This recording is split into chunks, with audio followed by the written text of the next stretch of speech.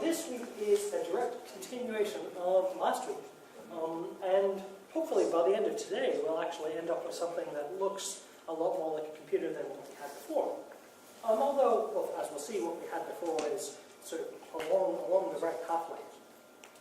So, we talked about what this is all about, right, in terms of lots of pieces in the computer, memory, storage, I/O, and the processor itself. And I said last time we would be concentrating on just the processor. And now I'm going to expand that a bit this week. I'm going to include a tiny, tiny bit of I/O. Right? Remember before we had, it could light, we could display things on lights and so on. That worked fine. We could find out the contents of the counter. Right? And I'll show that in a moment. And this time I'll be adding a little bit to that, but not too much. So it's still mostly about the processor. I'm still not going to talk about storage at all, and not really talk about memory very much. You're going to see a little bit of everything.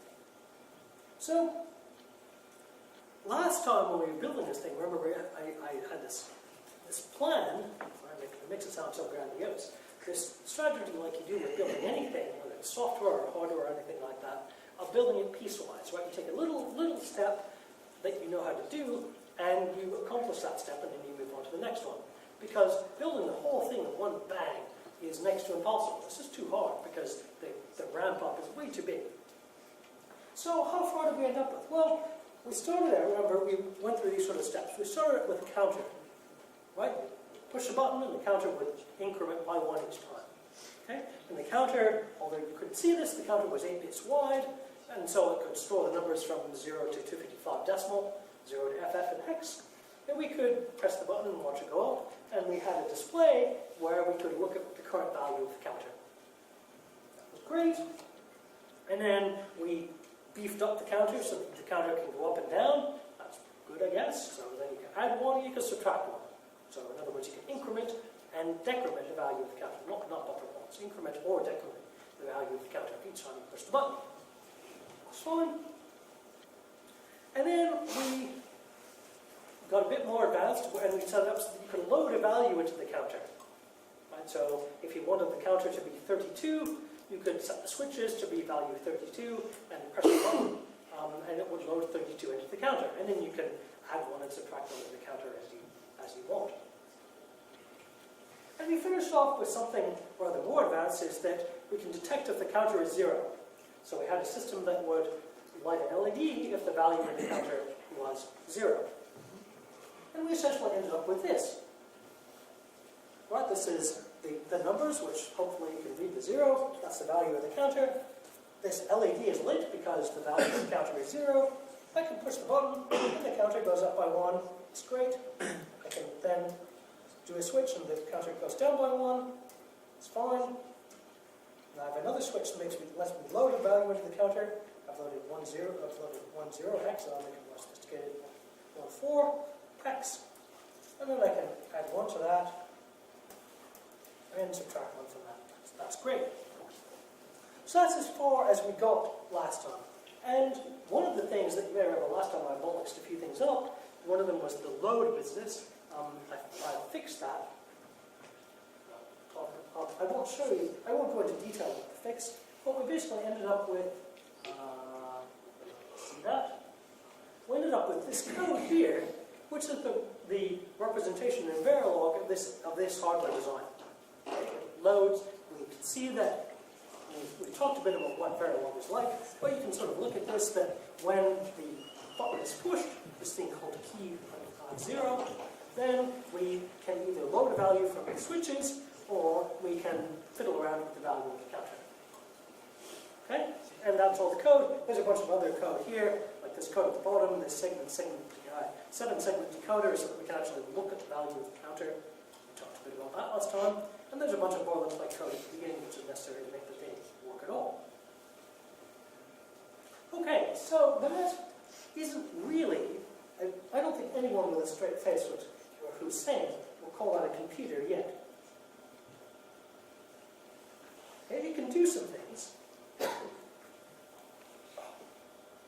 Presentations off the screen. It can do all these things, which is fine. Okay. But it does so in response to us setting individual switches. So, wouldn't it be nice, the next step then, going to carry on with to make this more computer-like is, well, setting the switches is okay, but surely the switches can be set automatically. Right? And what you can imagine is, you can imagine that you could give somebody a list of switch settings. Set the switches like this, then push the button. Set the switches this way, then push the button. Set the switches this way, then push the button, and that list of instructions to the person who is driving the machine would determine the behavior of what the machine did. Now, we don't, this isn't, if this was 1860, for one thing, we would, none of us would have been born, but if it had been 1860, we could just beat somebody until they were happy to follow our list of instructions. That's how the 1860s were, especially in somewhere like Manchester. But it's not, we can use, nowadays, we can use technology to do that for us. It seems reasonable that the machine could maintain that list for us. It seems a bit obtuse that we have to have it work ourselves. So what we'll do, suppose then now, we can get around this annoying aspect of the switches by having this thing called a list of things to do and a position within that list. So this will be the exact same thing as before. What we'll do is we'll construct a list of switch positions, and the switches end up just being signals. 1 or 0. We'll have a list of those, and then we'll keep track of where we are in the list. So, let's do some other stuff live. This is only a bit scary. Doing things live is always scary. It scares me anyway. Okay, now what I'm going to do, I'm going to cheat a little bit here. You'll obviously see me cheat because you can see the screen. I'm going to look at this because I'm going to open another file and have a more speed up version.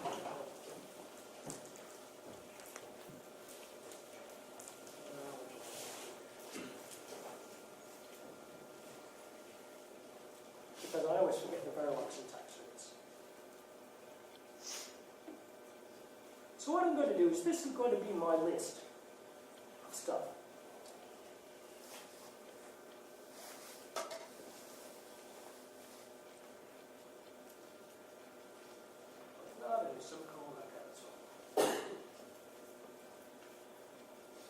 And at the moment, what do I need? Well, for the moment, what switches do I have? I have the 8 switches that I use to load things in. I can load up to an 8-bit quantity into the counter. And I have 2 others, right? I have one switch that determines whether I'm adding or subtracting or whether I'm loading, and one switch that determines which direction what I'm going, whether I'm going up by 1 or down by 1. So in total, what I will need here is I will need 10 switches, 0 through 9. And what am I going to do here? Well, I may want to cheat, because I forget what syntax is.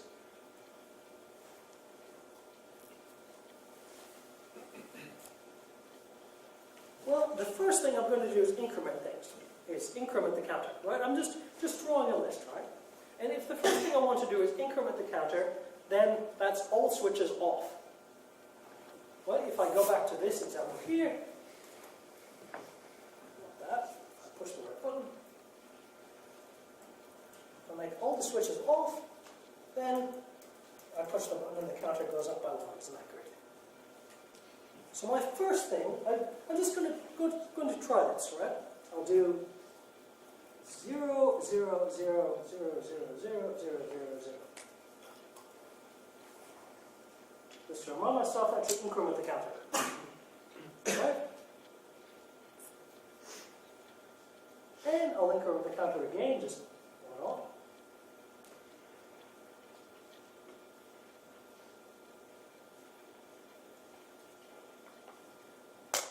And just to make sure that things work a bit, I'll then try decrementing the counter.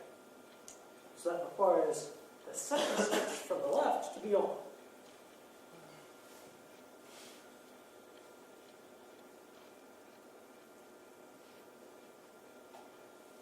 Okay, and in fact, I only have 3 of these, 0 through 2. Okay, so I have this, all that is, it's just a list of how I would set the switches if I was doing it myself. Okay, that's fine. I'll have to keep track of where I am in the list. Let's suppose that the list might be up to 15 long, so it's 4 bits.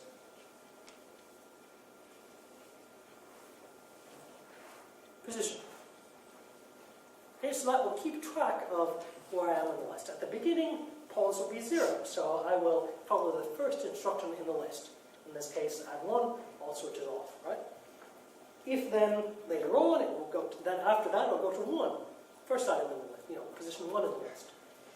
Position 2 in the list, and so on. Okay, so that's good. Okay, so the direction here, remember this is why I wrote this code, the code this way. In this case, remember before I said the direction was switch number 8. Well, now, in this new world, it's not going to be switch number 8. It's going to be list position of 8. Right? Whatever position I'm at, and it's going to be the 8th one across. Numbers 0 through 7 are the data, 8 is the direction, 9 is whether I'm loading or not. 9, that's our call to group. Let's see why at the moment. I think the bracket is pointing the wrong way. I think you are right. I'll fix that. So.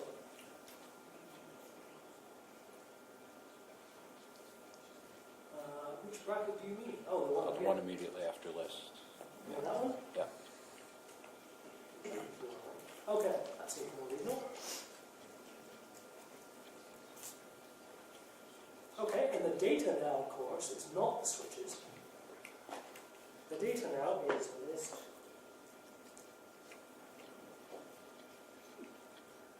Well, there's a bunch of stuff here in this case, right? It's actually 7 through 0. Now, given how Verilog works, I could make this a bit easier and not have to type list of pause every time. I could make another thing called instruction, let's say. I'll assign that to list of pause and say instruction, that whatever. And I might do that, I might not. We'll see. Okay. So now, though, everything else here should be entirely the same. Every time I push the button, it should execute all of this stuff. Well, with one exception.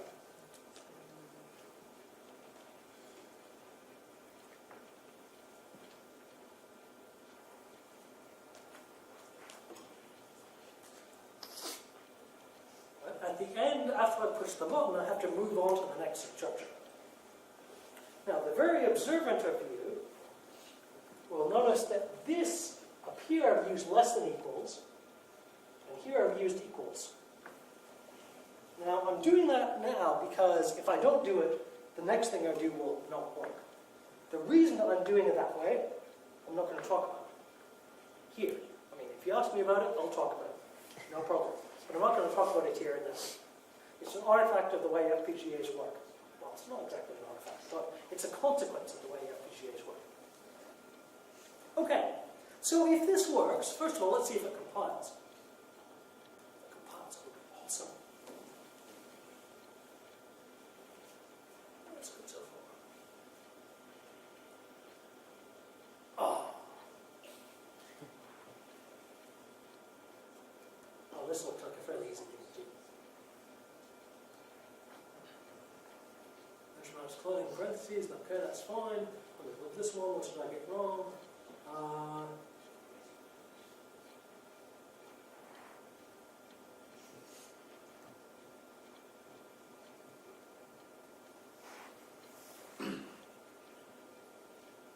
Somewhat okay, isn't it? It's supposed to be a curly brace. It's hard to tell. Yeah, no, I know. The resolution is not good. Let's try. It could be indeed that it should be curly.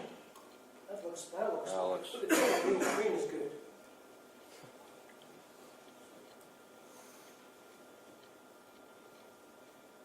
Well, it's looking better. So what I've done in this is that, assuming that my hardware design ends up working right. All I've done is I've gone from the set of switches to set what the processor does each time, to having a list that it can then read and follow that list. And you can think of the list as, a list of instructions we would call a program. That's fairly typical. And the position of what we're doing within that list, we would tend to call the program counter. So what I've done here now is, with not a huge amount of code that hopefully works, I've created something where I can write and have it execute the program by stepping through it. Okay. Now let's try blasting it into the hardware.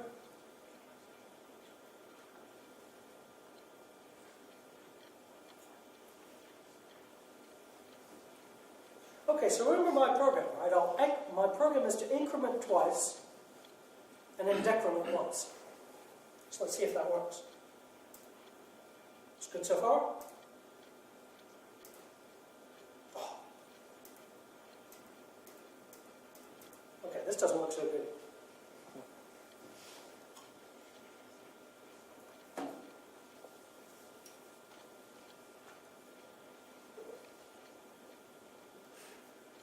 So, something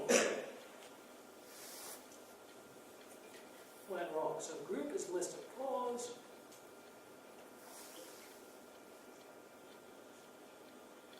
Then it's that, add the positive to that, the group is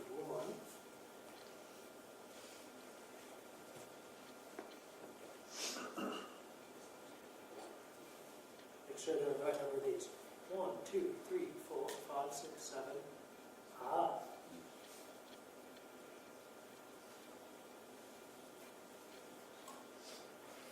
These were not long enough because I need 1, 2, 3, 4, 5, 6, 7, 8 bits of data and then 1 bit of that, and these should be 10.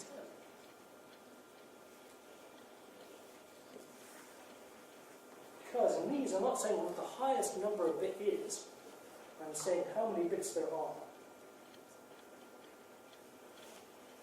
Okay, this should work out better.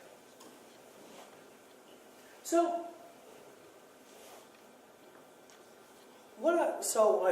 I've said that what I've ended up doing is creating this list.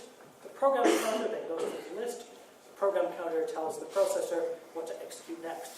And all processors work the exact same way, right? Any Core i5s or anything like that, except that they have a bunch of other apparatus to actually get the list from what they term memory.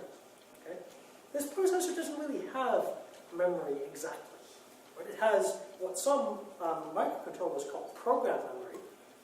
Right? So when Dave a couple of weeks ago did a demo of the Arduino, a bunch of the Atmel hardware has program memory where it stores the instructions. But you can't load from it in the traditional kind of way that you might load from memory in other for other processors. And likewise with this processor, you can't do that exactly. Okay, so now let's see if it works.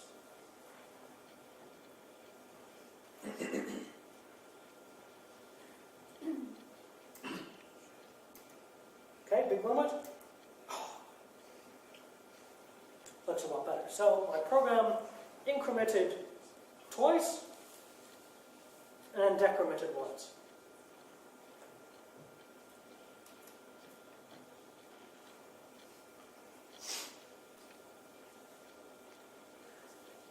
Okay. Now there's this other facility here that I haven't used. I haven't used this facility to load into the counter. So let's try that. Right, 1, 0. Oh, let's load 0, 0, 1, 0, 0, 1, 1. Okay, so this one, right? 2 of those, and 1. Yep, that's the next one. Comma there because it's not the last one. And we'll load. This is.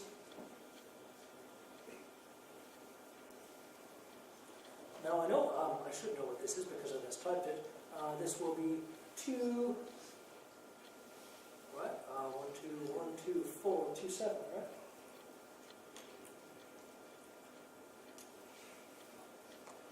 So now, without changing any of the logic, remember that I already changed it to not get data from the switches. I changed it to get data from, what have I done wrong? Not too surprising that I've typed this. That's 4, let's just go, oh yeah, because my program is not longer.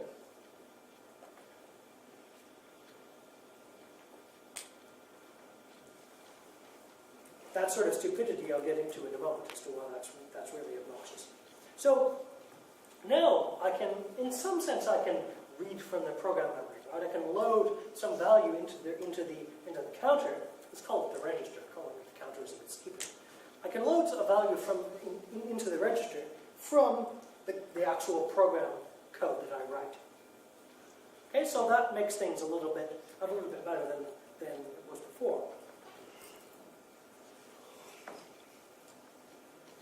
Let that grind away while I talk about what's well. We can see what's going to happen next. So we can go through the list. Right, I can write my program in the list, push the button. Okay, I can, if this works, I'll be able to load in the counter into the register. But what about loading into the position? That'd be kind of an interesting idea, right? I have the program counter, which is the position I am on the list. What if I want to, instead of right now, after I've executed instruction 2, I execute instruction 3? It might be kind of nifty if instead of after executing instruction 2, I instead executed instruction 7. That's essentially a jump, it's a branch. Right? So that's a way I can control the execution of the program. Okay, this is done. Works.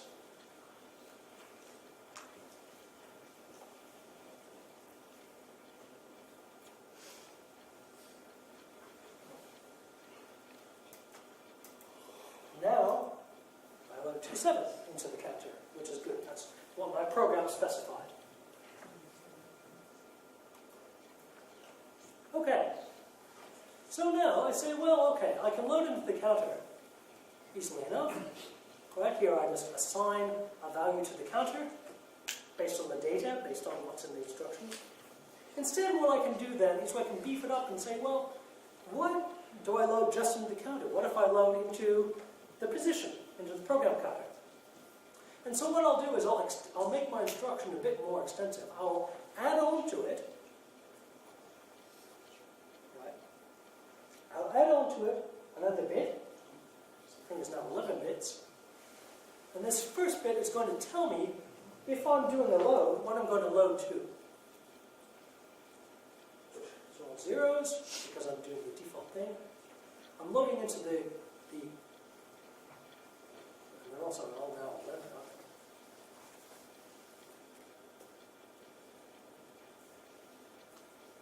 Good thing these programs are short, otherwise the typing would be awful.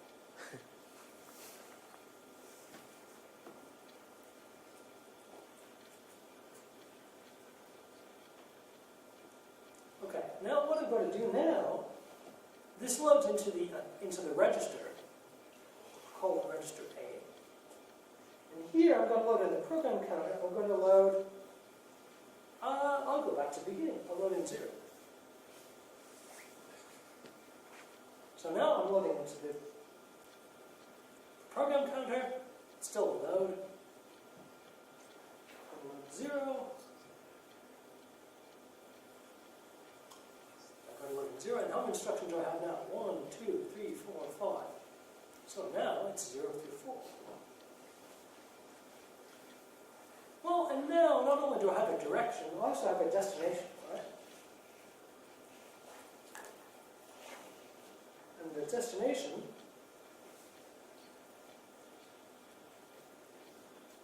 is, well, the same kind of thing. This is a bit tedious. List of pause. Well, that was not 8, that was 9, this is 10.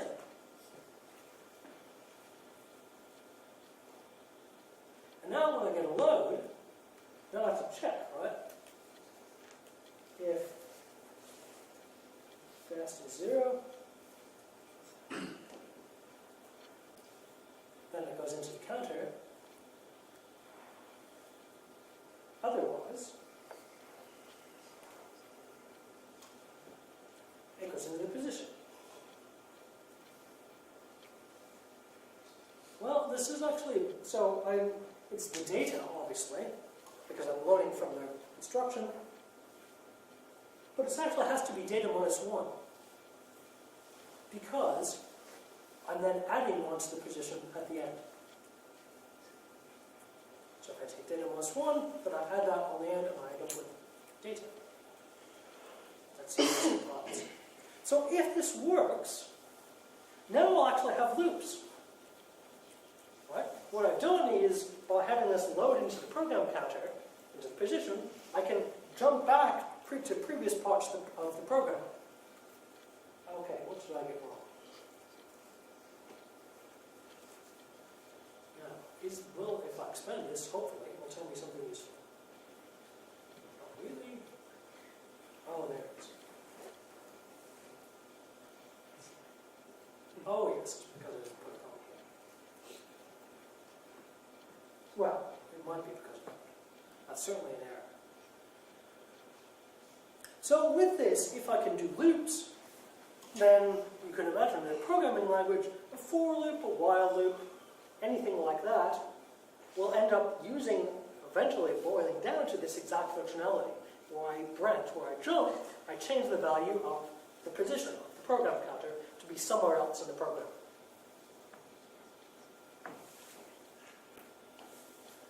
And so what I can do, for example, is if I were to then load the counter, if I was just to increment the counter by 1, and then jump back to that, what the counter would do is the counter would keep track of the number of times that I went through the loop, the number of times that I added 1, for example. Now, some of you might be able to see where this is going in terms of why I had the hardware be able to detect when I'm loading 0. We'll see that in a moment.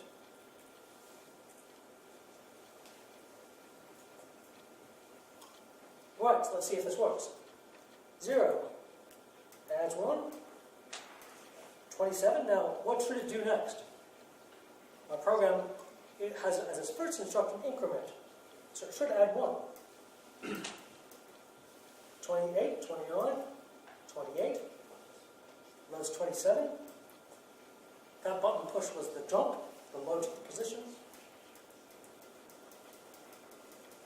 So I have a loop, not a very interesting loop. But the program that I have now, as I say, ends up implementing with it. Okay. So I'm getting there, right? This is starting to, even though the program is lame, it's starting to look like what an actual computer might do. Not being able to load these things into the counter, that allowed me to do loops.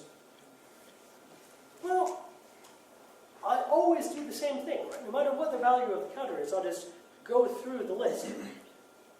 I go through the list without paying any attention to what the value of the register is like. So, it would be good if I could have if statements. The equivalent of that, right? So that I can make decisions based on what happened. And I've set things up for that already, right? I've set up this business of detecting if the counter, the value of the register is 0. So what I can do then is I can say, well, how about I skip the next instruction if the value is 0? Okay, so what do I do then? Sounds like I'll need another bit for my instructions.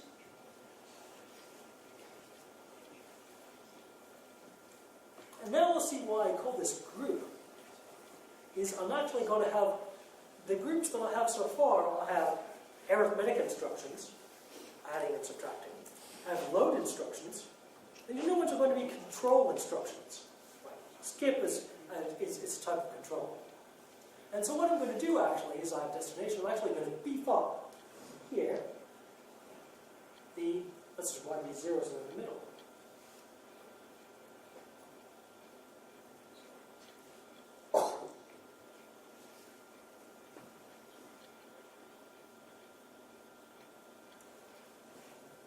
beef up the group section, right? Group is now 10 through 9.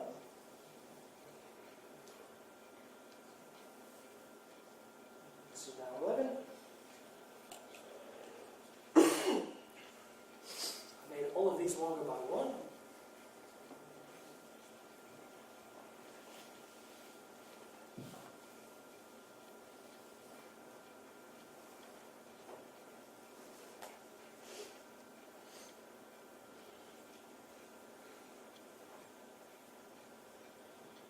And now group, well, group is a bit more sophisticated, right? If group is, well, if it's 2 bits of 0, 1, then it's load. Otherwise, if group is 2 bits of 0, 0, then it's some kind of arithmetic. If group is 1, 0, then it's control. And currently there's only one control instruction. If 0, I've defined that before, then skip.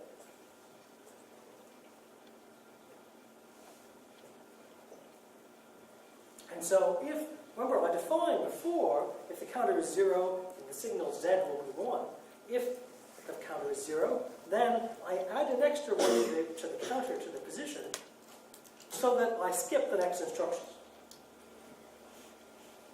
Okay, now I should probably have one of, I'm going to change my program around actually, because my current program is not very good for what I want to do.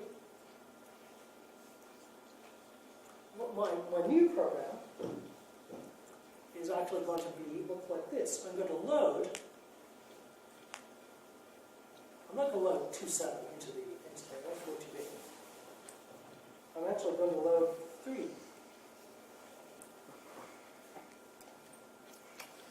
So this has to be a 0. This has to be a 0.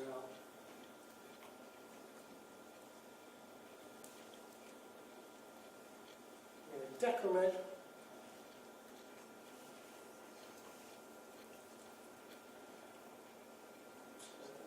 Do that.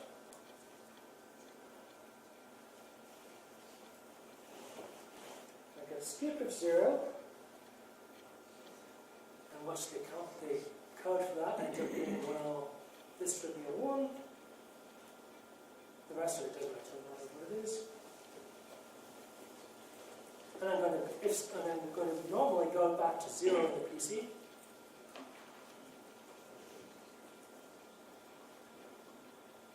Otherwise, if it is 0, then I'm actually going to stay put. I'm going to load, what is this? 1, 0, 1, 2, 3, 4 on the PC.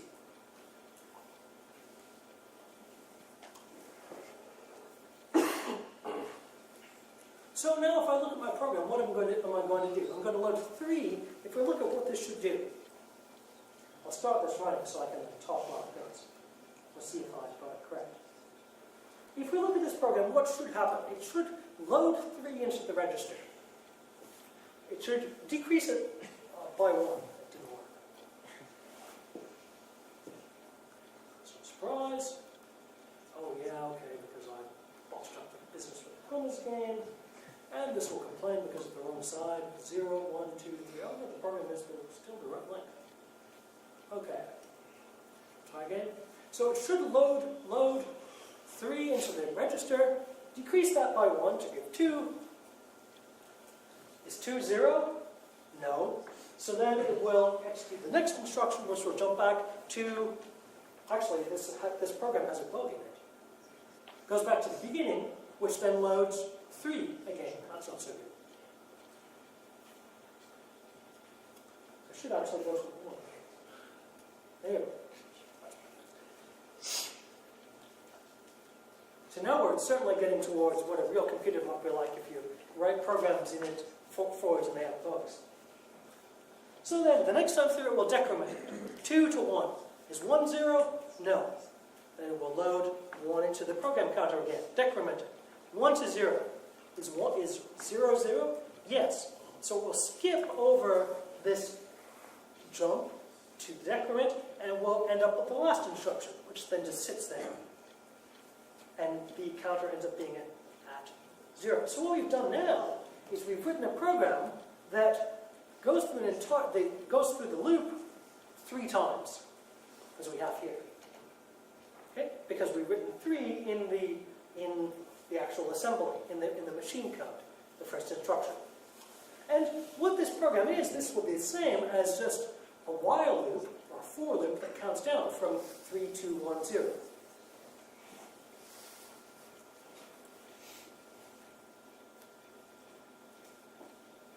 Now, once again, does it work?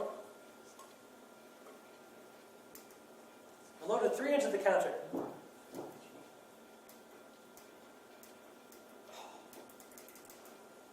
Not looking good. Let's see what is wrong.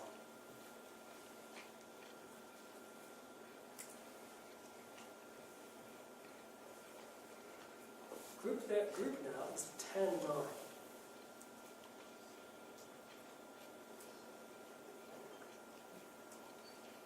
So load works fine. The issue is decrement seems to not work correctly. What's going on with this? Well, decrement has 1, 2, 3, 4, 5, 6, 7, 8, 12, 9, 10, 11, 12. That's correct. Okay, so we know that group, so load works fine. Group is 0, 0. Load worked fine. So 2B01, that worked okay. If group is 2B10,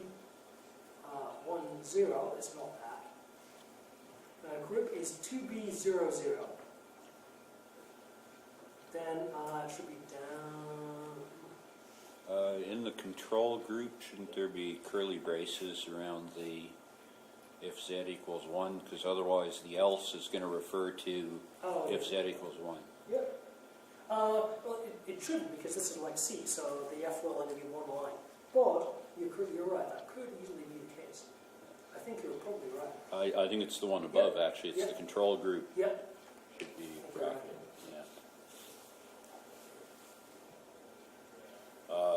Yeah, the text in here is causing me grief. Oh, yeah. Really, this is an example of me being lazy. Well, me being lazy. An example of problems created by me being lazy. So if I'm really aggressive with braces, which I should have been anyway. Ooh, the screen just went. Yeah. Oh, Yeah, since I want them over here. Oh, yeah. Okay, this should work, right? Blah, blah, blah. Blah, blah, blah. That should be okay. Let's try that.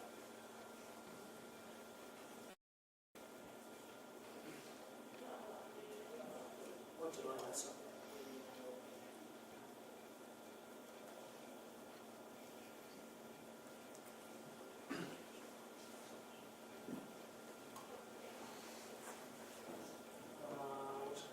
Here's an perspective operator.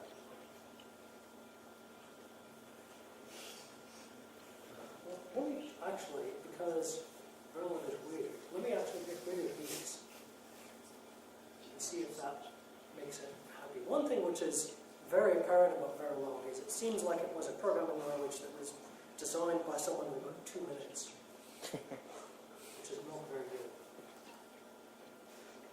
Comparing near text to okay.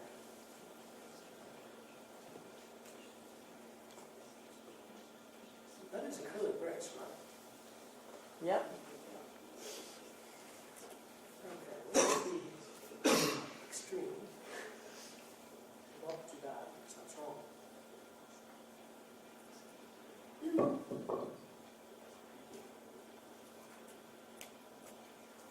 So if this, I'm not sure this will do it, but if it doesn't, it shouldn't.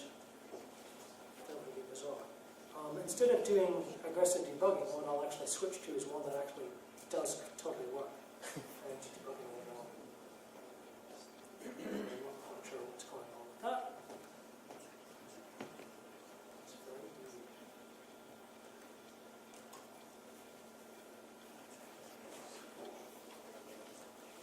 So this is a somewhat more sophisticated version. But there isn't anything really different in what is happening here. Right? I've added more comments. I'm using a case statement instead of a bunch of ifs and else ifs. We've seen how well the ifs and the else ifs work. To do the exact same thing, to do a switch based on what the group is and what the skip if zero instruction, right? Which you can see with the comments here. Control, I skip if zero. That's the only one. Okay. Now my program here, there's a sort of an extension that I've added to this. And the extension I've added to this is the little bit of I/O that I have. I have instructions to add and decrement, to increment and decrement the counter, that's great. I've added an instruction to this that can flash an LED. So when the program encounters that instruction, the LED, if it's off, will be turned on, and then when it encounters the instruction again, the LED will be turned off. Okay? So your program can affect the outside world by fiddling around with the LED, which is good. So what I want to do then is, not that.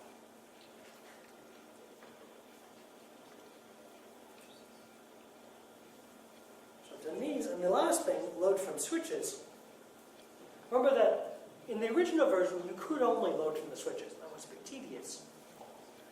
What I've done in this one is, not only can you load from something inside the program, which is fair enough, but then you can actually have another system mode where it loads from whatever the switches are like at the moment. So not only can you look at what the program does in terms of it blinking the LED, but you can affect the program's operation by changing the switches around. So you have a very primitive form of I/O, because it can interact with the program that is executing. So, this mildly souped up version that I have here, let me just make one simple change.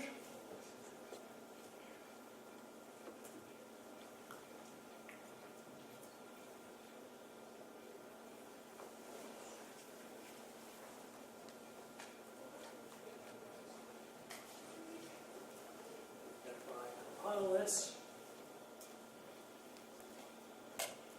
So the program here loads the value of the switches, a number from the switches. I'll set my switches down to 3 of them. 1, 2, 3, I'll do 5. Loads the value from the switches into the accumulator, decrements it by 1, so this is exactly the same as the program we had before. Tests for 0. If it is 0, then, or if it is not 0, then it loops around again, decrements by 1, checks if it's 0, loops around again, decrements by 1, checks if it's 0. Eventually it will become 0. At that point then, it will flash the LED and then start all over again by loading a number of the switches, decrementing it, and so on and so forth. And so what we end up having is this program allows us to control the rate that the LED flashes by the switches that we use.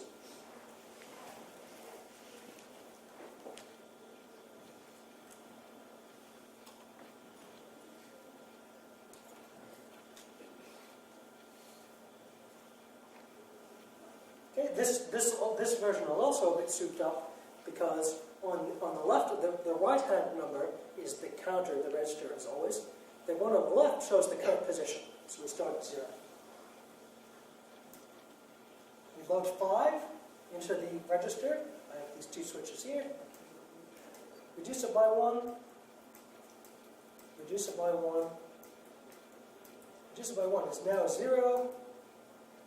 And I flash the LED at the extreme left. I load 5. The LED goes off. If I change this to 4, And of course I have to wear on the button a bit less for the LED to flash. And I could be crazy and set it to 62 or something, and then I would have to push the button an awful lot for the LED flash. So my program is exactly the same. This is what we're used to with real computers, right? The program doesn't change, but the user input changes, and that alters the behavior of the computer. Okay, so that's, in some ways, that's pretty good.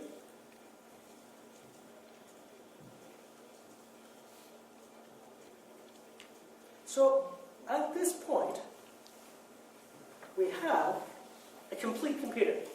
A very simple one, but a complete computer where we can write real programs, like the one I just showed you. The programs can interact with the user, with the switches. The programs can display output to the user, the LED.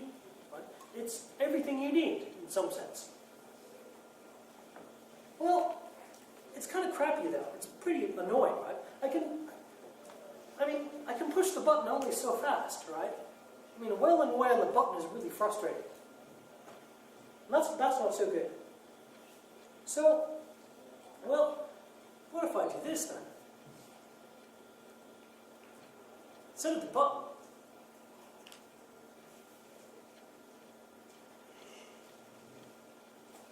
I'll actually...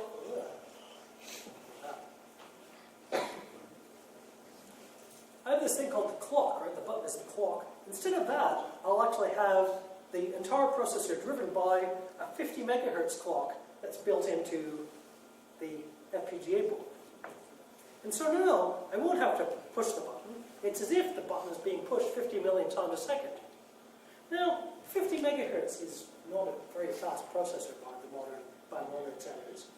But it does do one instruction for every one of those 50 megahertz. So it does 50 million, in one sense, this is a 50 MIPS processor.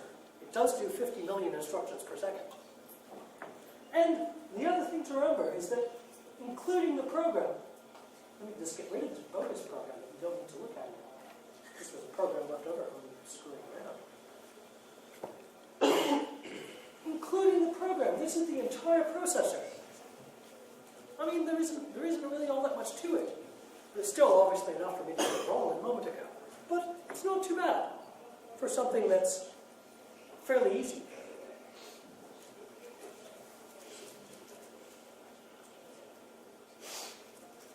And now, if I stick this in the hardware,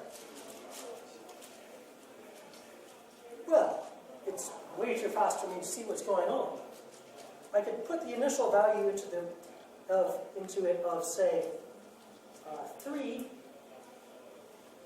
and so now this display on the right, it's showing 3 and 2 and 1 and 0 at various times. So 50 million times a second is pretty hard to see exactly what's going on, but you can kind of get a bit of an idea. These lights over here that light up, well, the LED is flashing faster than we can see. So that's kind of cool, I guess. 50 million times a second, reasonably quick. Do we underclock it? You can, yes. Well, that requires learning as much as code. I mean, the nice thing is it can work, because it works with the button, we can underclock it as slow as we want. The other thing, which I'm not really getting into, and we can use a 50 megahertz clock for that, programming it is really tedious, right? I was screwing around just writing all those binary numbers out in machine code. And, you can do that, that's fine. But that's not very much fun. So, we can use software called an assembler, which then assembles, it takes some useful programming text and converts it into those binary numbers. So is that how you write an assembler? That's how you write an assembler. So, the thing I just wrote is this in assembler. We load from the switches into the A register, we increment, we skip F0, we jump back to 1. If so, we load 1 at the program counter, otherwise we flash, and go back to the beginning. And I'm not going to go through this, but the assembler that processes that is this pile of awk. So it's not super simple, but it's not exactly difficult. And you run this assembler, and it produces these lines ready to be pasted into the file lab. So in these 2 lectures now, basically I've gone through the design, except with some minor errors, like the thing that I didn't debug today, because who knows how long it will take. The complete design from nothing of a very simple but a real processor that you can use things like assembler, and you can write real programs for, like this. And it would be very easy to then take a language like C, or like anything you want, like Java even, and write a compiler that would produce programs like this that would then run on your little processor. You have to start from the beginning. Yeah, and in the final semester, at the end, final year, for those who are doing computer science, there's this course specifically about constructing programming languages and compilers. And then I'll talk more about this. That's it. I think about it, Matt.